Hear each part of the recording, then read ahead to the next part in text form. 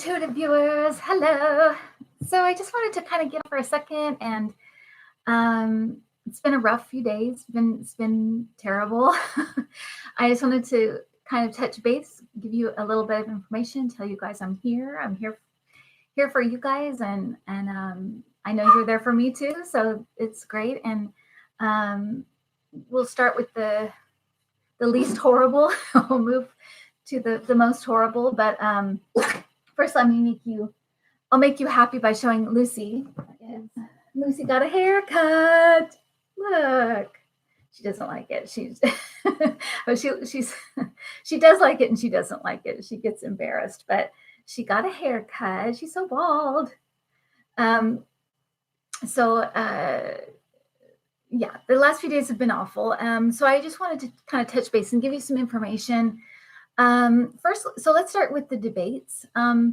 I keep getting that somebody's gonna really, really do well. I think it's a woman. I think to me, it kind of seems like it might be Kamala Harris or Elizabeth Warren, but we'll see. It could be like Marianne Williamson or someone like that, but it feels like a woman, and they just kill it. They just are really, really great. When I ask about Joe Biden, it's funny because I keep getting the picture of George H.W. Bush, the older Bush, because when he debated Clinton at the time, that was the first election that I actually participated in. So I remember that one very well. But what happened with him was that he seemed kind of old-fashioned and kind of out of touch. And so I'm wondering if that's kind of where they're going with how Joe Biden's going to be a little bit out of touch, a little bit just of his generation a little bit. And it's not just that, but it's next to other people who are very much onto a different kind of agenda, not just business as usual. I feel like one of them or more than one talk about holding this president accountable. That's a big thing. So that's one thing I keep getting as well, I don't know if that's why they break out or what happens because of that, but I keep getting that as well. So just watch for those things. And I also keep getting that Cory Booker's going to do well, like better than expected. Maybe not the best, but better than expected. For some reason, I don't know why I keep getting that, but I do. Okay, so on to the next thing. So the rape allegation for Trump, that is true. I even actually think that she's being a little bit. There may be something that she's holding back on that she may know about someone else. So I'm just, I'm not sure what that is, but it does seem like she's holding in, like she's keeping something close to the vest. She's keeping something still secret. So there's something about that. I'm not sure, but she's telling the truth. Obviously you can see, you don't have to be psychic, she's telling the truth.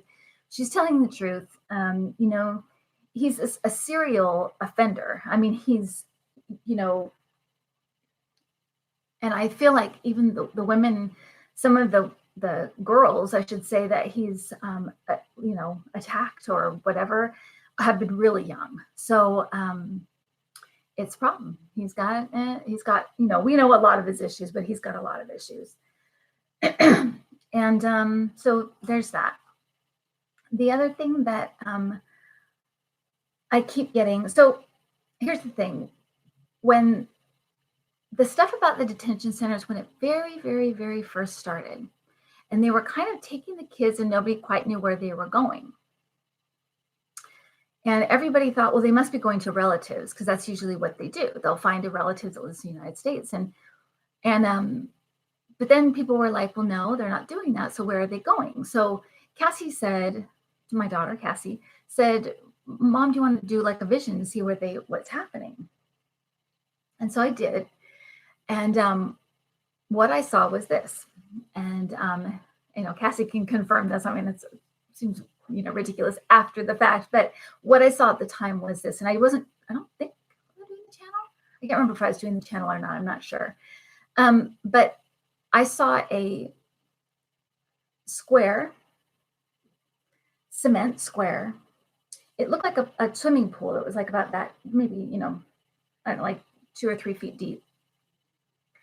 And it was filled with children. And I saw the guards up on the side, kind of like if a pool, if you were like on the sides, not in the pool, but up, they were like up and walking around. And I kept hearing them say, there's just too many. There's just too many. I saw guards. To me, they looked like guards. They didn't look like whatever ICE or, they didn't look, it looked like guards to me. They had guns. They looked like guards. And some of them were fine with it. They didn't care. Some of them were like throwing up, like getting sick at home. It was making them so upset. And they weren't able to do anything about it. And that was my vision.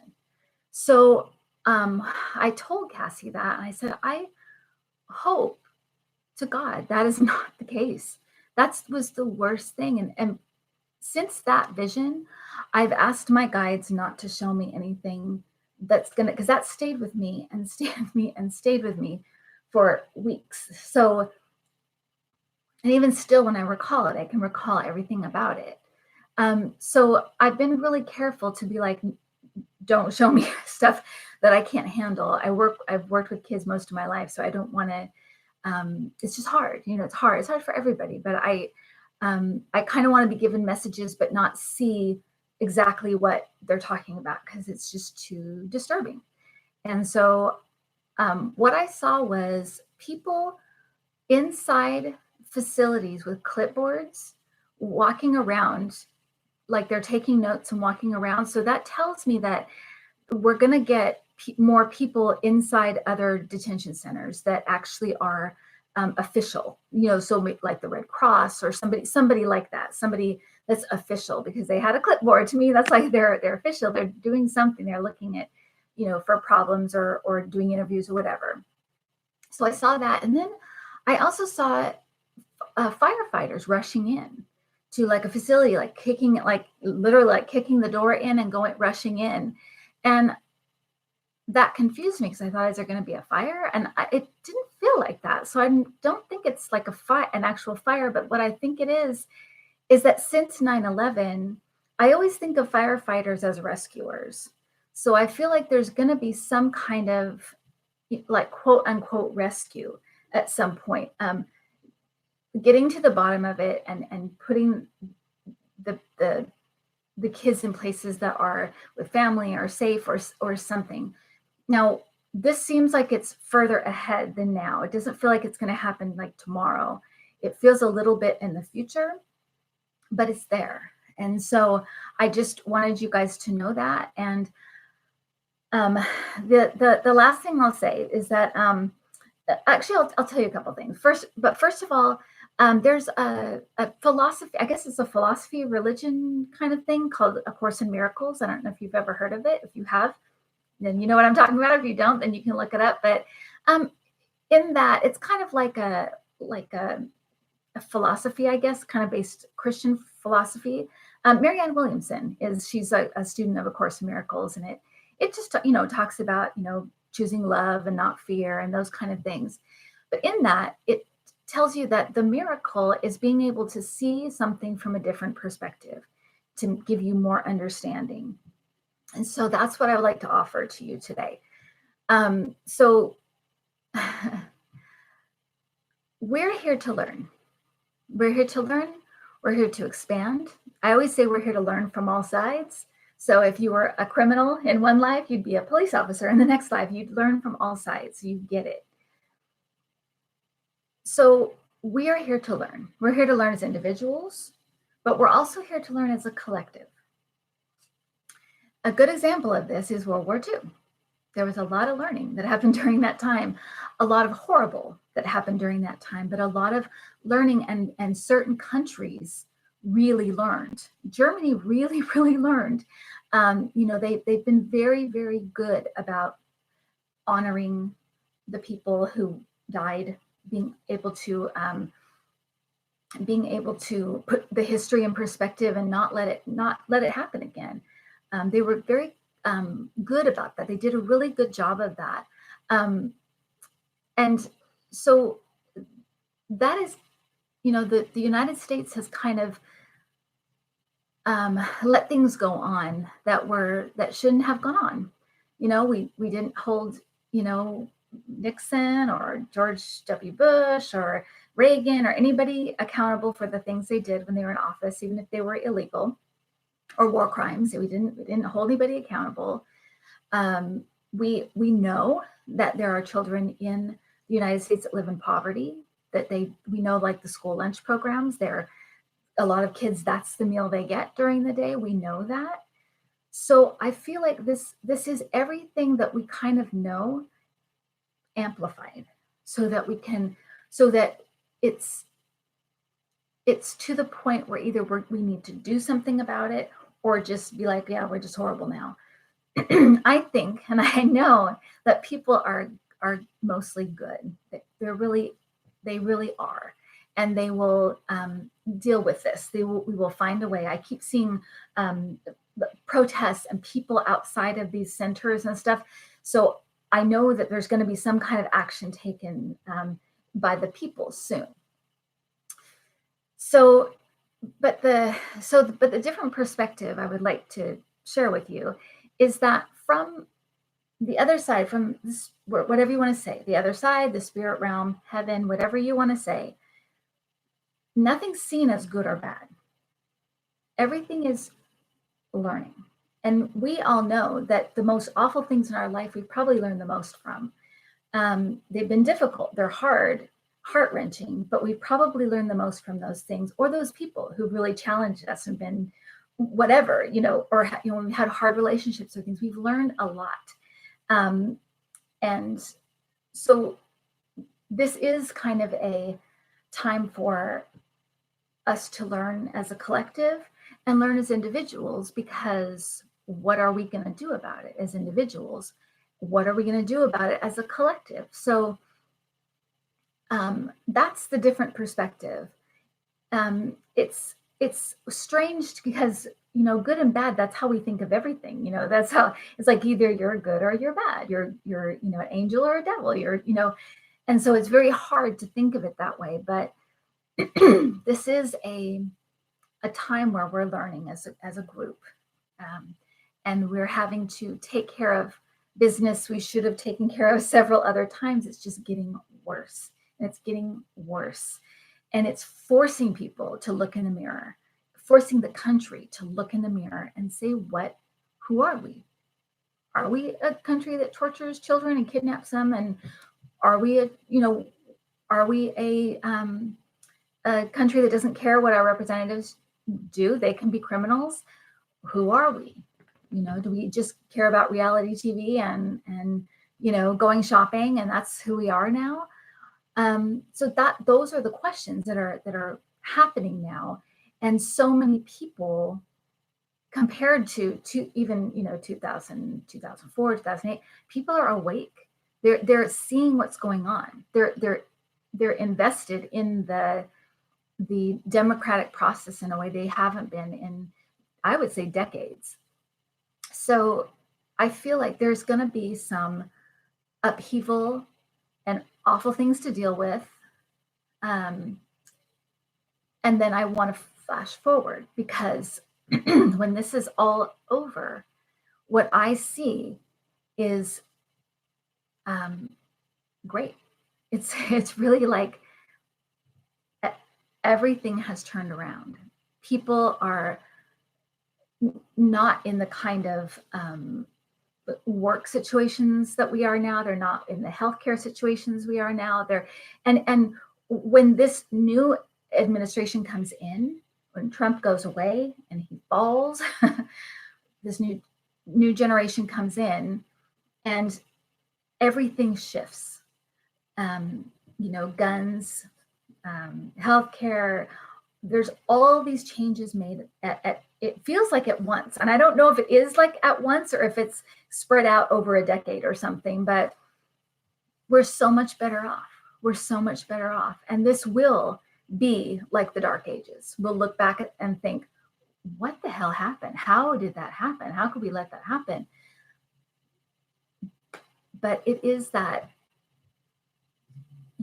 when it gets to the point where you just can't take it, and which I've been at several times over the last few days, try to step back and pull yourself out of it and see it as, what are we going to learn from this? What is this trying to teach us? What is this trying to show us? Because these lives, and in this case, these little lives, can't be in vain. We have to know what this is about and figure it out, and as a collective, and fix it. And I see us fixing it. That's what I'm seeing right now, and like I said, things can change compared, with the people that come in and whatever they do. And I also want you to see that with Trump as well, because it's so frustrating when he's does these things and then just lies and just, blames Obama, and just, this is a joyless, desperate man. And you're going to see all kinds of weird from him over the next, several, whatever it is now to the election. But I do see, like I said, kind of a kerfuffle or something that happens right before the election. There's something weird with the 4th of July. I keep seeing them trying to say, don't do a live speech. Do it on television. Don't do it live. They keep telling him that. And he'll probably do it live because he thinks everybody loves him. But there's something weird with the 4th of July. There's also something about, I think that I had said before, there's something with Putin that, and I don't know how far this is away, but there's something with him. It feels like an attempt on his life, but I'm not positive. So you've got all these moving parts right now, and as an intuitive, or whatever you want to say, a psychic or whatever, you have to take into account the moving parts. You can see what you can see, and that's what you can see. And in a week it could change.